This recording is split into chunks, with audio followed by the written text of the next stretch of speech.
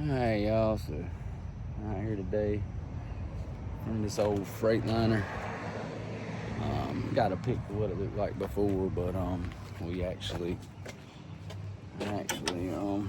somebody else had took all this apart. It was an accident, but we put it all back together now. I done put the radiator in, condenser, everything. We about to put it on. Got a nitrogen on it right now, holding, checking for leaks.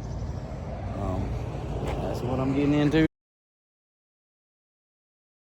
He wants me to pull these filters, replace these filters, because he lost all the tranny fluid in the wreck, so we're going to go ahead and service it.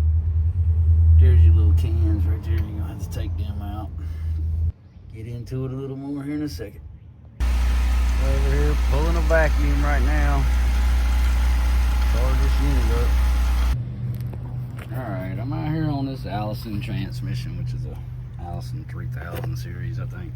But one of the common things that I've seen is, here's the housing. You think, well, the filter's gone, whatever.